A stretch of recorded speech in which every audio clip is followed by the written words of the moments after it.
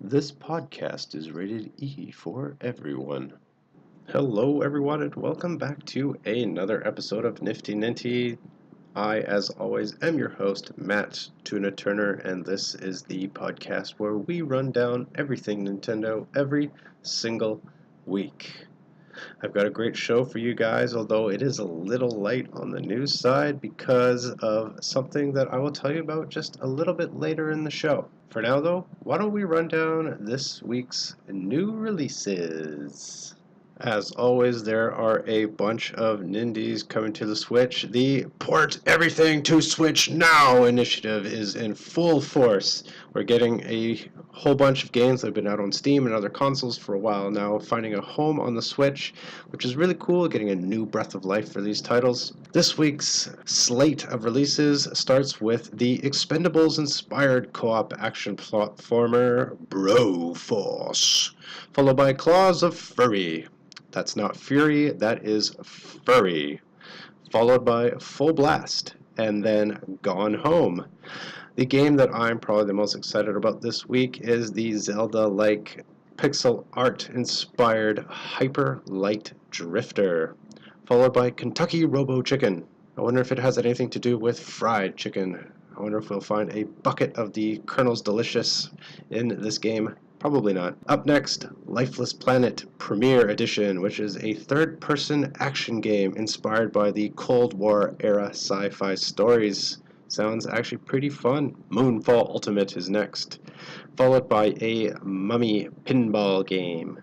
After that, Ninjin Clash of Carrots, followed by, Chikondo Soul Eater. Up next, a action platformer, kind of like the old Ghouls and Ghosts game, only you look like Mario. This game is called Siggy, A Fart for Melusina. Melusina. We'll go with that. Basically, you are a knight who is very out of shape and has a flatulence problem, followed by Son of a Witch. That son of a witch. And finally, on the Nindy front, Super Inefficient Golf. And if any of you have ever seen me golf, that's definitely me.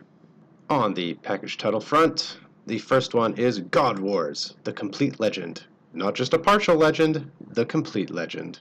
Followed by, and this is the final package release for the Switch, SNK Heroines Tag Team Frenzy, which basically takes all the SNK heroines from their various titles, puts them in very little clothing, and has them duke it out in a street fighting style game. We got a couple releases on the 3DS this week, so the 3DS, while on life support, is still not dead. I wish there were more games for the 3DS though, I have to say, because I actually carry it around with me more often than my Switch. And those releases are Yokai Watch, Red Cat Corp, and its pair, Yokai Watch, White Dog Squad. That's it for this week's releases. As usual, a incredibly full slate. There were a couple gems in there. I think Yokai Watch as well as Hyperlight Drifter are probably the cream of the crop this week. Unless you're really into booby physics, then SNK Heroines is for you. As I mentioned at the top of the show, there was to be a little bit more news this week. There was a planned Nintendo Direct this week, but because of some unfortunate acts of God, it has been delayed. But before I get to that, there were two pieces of news that I felt were worth mentioning. The first is the original Valkyria Chronicles is coming to Switch. The smash hit tactical role-playing series will be available on the Switch not too long from now, October 16th. And it'll be priced at $20 USD, and it will feature every single piece of DLC that was released for the original Valkyria Chronicles. Have you guys noticed that, you can play with your friends on the Switch, as well as on the 3DS. You can also play with your friends on PC and the Xbox One. And now, as a Switch owner, you can actually play games with your friends on Xbox One. Games like Rocket League, Minecraft, those sorts of things. But have you noticed that you're unable to do so with your PlayStation compatriots? Kind of sad, isn't it? You can play with PC and Xbox One, but not PlayStation. And you know why that is? Because Sony refuses to play nice with everybody else. It's really too bad. They feel that games play better on the PlayStation, which is kind of high and mighty of them, considering I don't really think that's true. But you know, have to be nice. So, anyways, if you guys like playing with your friends and maybe they aren't on the same console as you, perhaps get an Xbox One or a Switch because then you can actually play together. Alright, now as I mentioned earlier, some unfortunate news as the beautiful island of Japan was hit by not one, but two disasters this past week. One was a typhoon that slammed into the western side of Japan, and it actually blew the N right off the Nintendo headquarters. For those of you that don't know, Nintendo headquarters are not in Tokyo, they're actually in Kyoto, which is in the west side of Japan, and that is where the typhoon hit, and there's some damage. Thankfully, the temples are still there and beautiful, but it did blow the N right off the building. So, kind of funny. Nintendo goes from Nintendo to Intendo.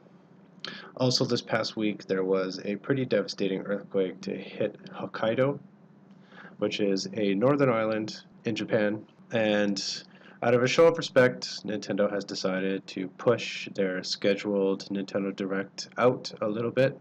They haven't said when they will replay this direct. I mean, as we all know, they're pre-recorded and then they just release them whenever. So it's actually kind of a nice move for them to do this out of a show of respect for Hokkaido, because as far as I know, they're hit pretty hard. A lot of people without power, a lot of elderly and young people have sadly died. So, you know, good on Nintendo for showing support for their fellow countrymen. But Nintendo has stated that a 35-minute Nintendo Direct is going to be coming sometime in the future. However, I do believe that perhaps there were a few titles that were supposed to be announced as part of this Direct, because there were a few third-party developers that have quietly announced some releases. I think that's because corporations move slowly and it's really hard for them to change plans. The biggest one of those announcements is that Civilization 6 will be coming to the Nintendo Switch. It was announced in a very quiet press release. Another surprise was that the Mega Man 11 demo was available that day. I have a feeling in the Direct was one of those things where they kind of covered Mega Man 11 a little bit and then went, hey, guess what? Out now, Mega Man 11 demo. Check it out. So for those of you who are interested in playing Mega Man 11, demo's out now. As the Nintendo Direct would have made up the bulk of this week's show, and sadly not going to happen, maybe next week or perhaps the week after, I thought maybe it would be fun to maybe have some predictions of what would have been in the Direct or what we can expect as the rescheduled Direct. What do you guys think? Do you think it'd be fun? I think it'd be fun, and since it's my show, I'm going to do it anyways. First off, I think it's safe to assume that we would have seen Civilization 6, the Mega Man 11 demo, and the Final Fantasy 15 Pocket Edition as part of this Direct, as those three things were both quietly announced this past week. I think that we will see some more footage on Mega Man 11, because I think the demo announcement would have been part of a bigger marketing move for that game.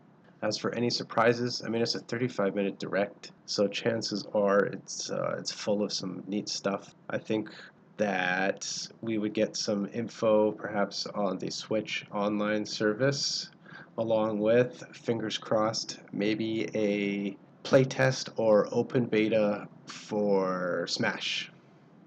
I think that that is probably very true, because as we have seen in the past, they like to do these open betas or playtests to kind of stress test the servers. We saw it with Splatoon and I think ARMS and Mario Aces as well. We also got like the prologue demo and stuff for Octopath Traveler. So I think, especially with the Nintendo Switch online service coming so soon, I think that that would have been a good way to get people on board quickly and to test out server bandwidth and that sort of thing. So I think very soon we will see a demo for Smash. There's also a rumor that Best Buy was going to release a Smash controller this month. That has obviously since changed, and any reference of that has been deleted from the World Wide Web. But it's possible then that along with this demo, there might be a push for some hardware peripherals as well, some incentive there. Also, some rumors for things that I think might be in this direct, especially on the first party front, would be things like Yoshi and perhaps Metroid Prime 4, as they have been quietly ignored this year. They were announced at last year's E3, and then at this year's E3 we didn't see any of it. So I think in this direct those would be addressed. And on the Metroid front, I think that they have been quietly working on a Metroid Prime trilogy for the Switch, and I have a feeling that if that were to be true, it would be released in Q1 of next year, because they've kind of got a pretty full slate through the end of this year. And then for Yoshi, I think that would be one of those things where they would show it off and then say coming this holiday season. So I think those are all somewhat likely. I don't think they're in the realm of impossibility, quite possible. As for third-party titles, it would be nice to see maybe something from EA, like Battlefront, or even one of their sports titles, NHL or Madden, especially since football season has just started. It'd be nice if they've been quietly working on a Madden type game for the Switch. Bethesda has been all over the Switch, like all over it. So I wonder if maybe we're getting an older Fallout game coming to the Switch. I think that could be possible. I don't know how hard it would be to put an old Fallout game or maybe one of the older Elder Scrolls games on this machine, but it might be possible. Fingers crossed, that sort of thing. It's pretty bold, but Bethesda, like I said, has been all over it. We got Doom and Wolf, so it's possible that we could get a remaster of one of those old games coming to Switch as well. And it'd be nice to have that for this holiday season as a big third-party release for the Switch. As far as like wild speculation goes, I always like these things because they're fun. They'll probably never come true, but what's life without whimsy, as Sheldon Cooper would say. I think it would be cool to see StarCraft, or sorry, not StarCraft, Star Fox. Although StarCraft 2 coming to the Switch would be pretty awesome, even though Blizzard has already said, no, sorry, not going to happen. I think Star Fox, if they announced a Star Fox and said, hey, it's coming now, that'd be sweet. But not likely, especially with Starlink coming out this year and Star Fox so heavily involved in that. Although maybe as cross-promotion, Star Fox 1 and 2, downloadable for the Switch, maybe. That'd be cool. I think it would also be really fun for, everybody always clamors for it. The Mother series to come to Switch. It'd be nice if they announced that. Again, pretty wild, but not likely. For third party, Monster Hunter World, obviously. Not going to happen, but Capcom, maybe. Doubtful, though. And Fallout 76. I think Fallout 76, Red Dead Redemption 2. Oh my god, if either of those two games came to the Switch, and that was announced, wow, that'd be insane. I think people's heads would literally explode if they heard that news. It would seriously push some hardware. There would be a lot of machines flying off store shelves if Fallout 76 and Monster Hunter World, no, sorry, not Monster Hunter World, but Fallout 76 and Red Dead Redemption 2 came to the Switch. Oh my god, that'd be so amazing. Those games look amazing, especially Red Dead. That game just looks massive. I don't know how they'd even cram that onto a cartridge. It'd probably be like 6 cartridges. It'd be like the olden days when you'd install a game off 12 floppy disks. I just dated myself. Oops. Whatever. Doesn't matter. What do you guys think would be announced in this Direct? Do you have any wild speculation, anything on your wish list that you would like to see? I think for me, the top of that list would be Metroid Prime, especially since I didn't really get to play that trilogy the first time around.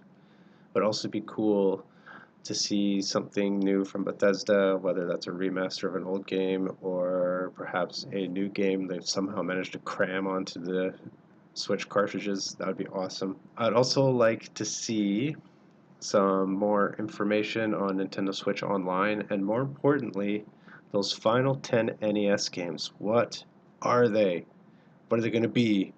How are they going to be upgraded with new awesome functionality?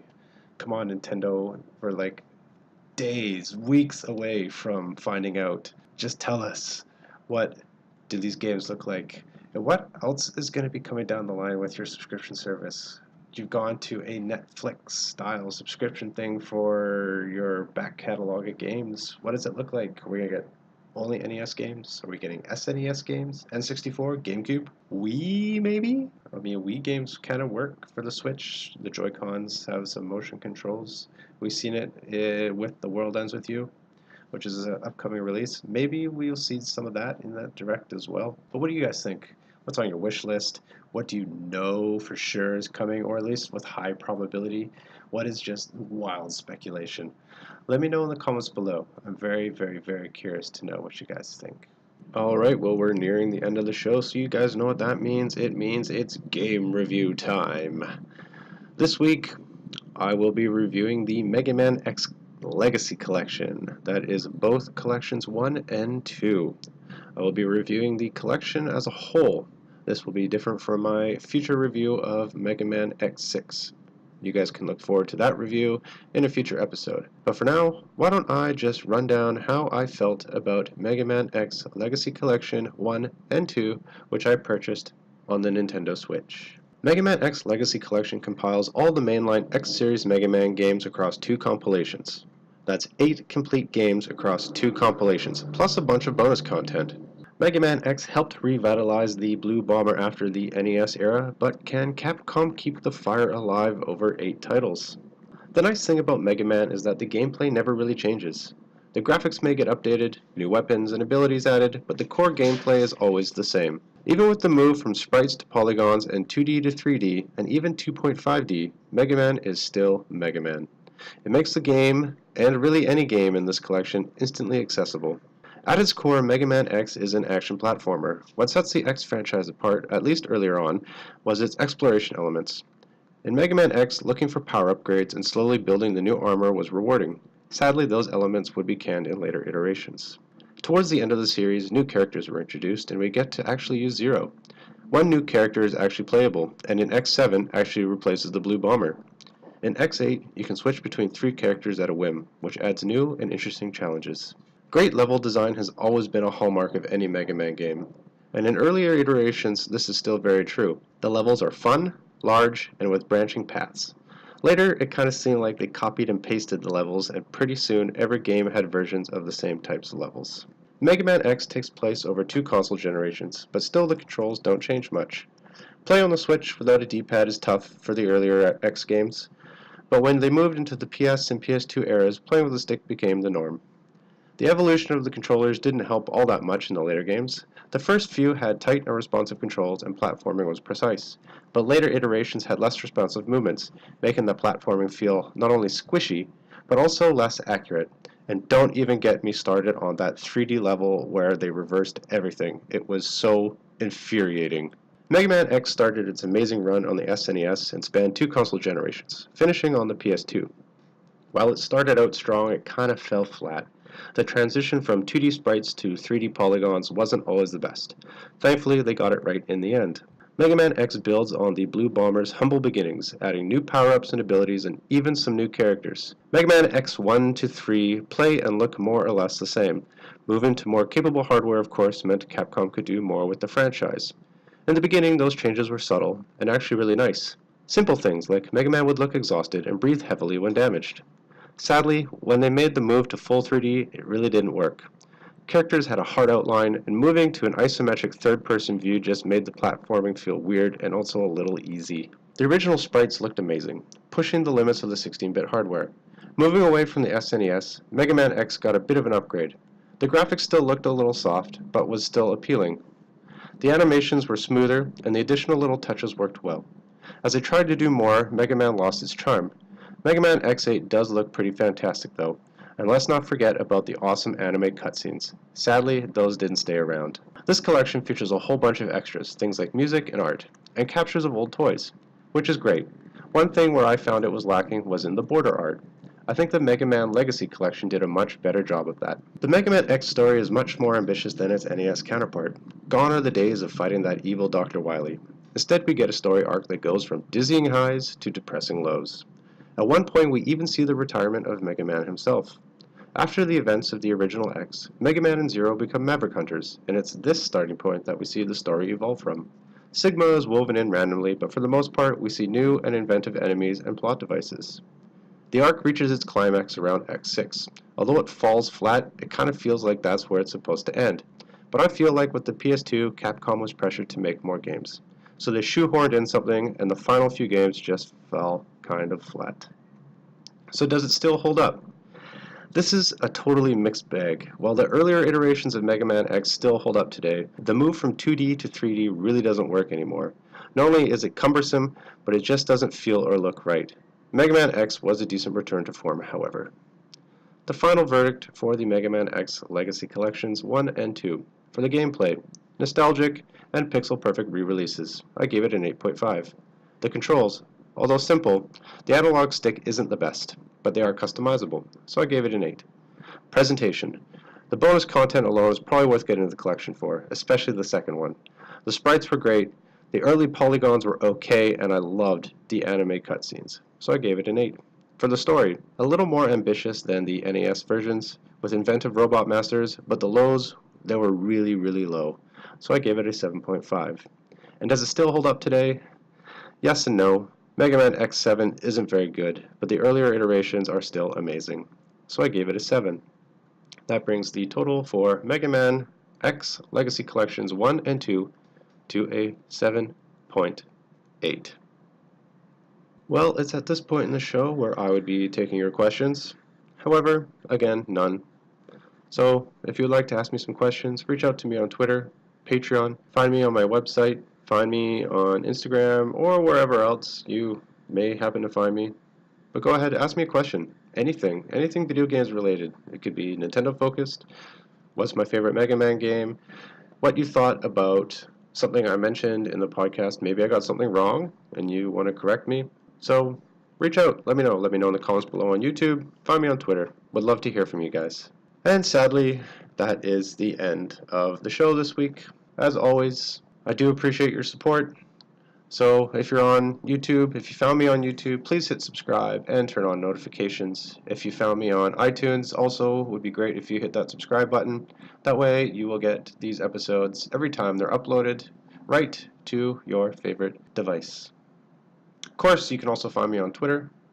My Twitter handle is tunaent_official. That's the number 2, NAENT_official. That's Twitter. You can also find me on Patreon. I have a Patreon. I would really appreciate your support. It would be a great help to me. I do this all on my own, and it would be great if you guys could help me out a little bit. If I get enough subscribers, I will be creating some neat stuff for you guys. Maybe some t-shirts, some original artwork, that sort of thing, buttons. And, of course, as always, thank you for the support. Happy you guys are out there listening. Hope you like it. And until next week, stay nifty.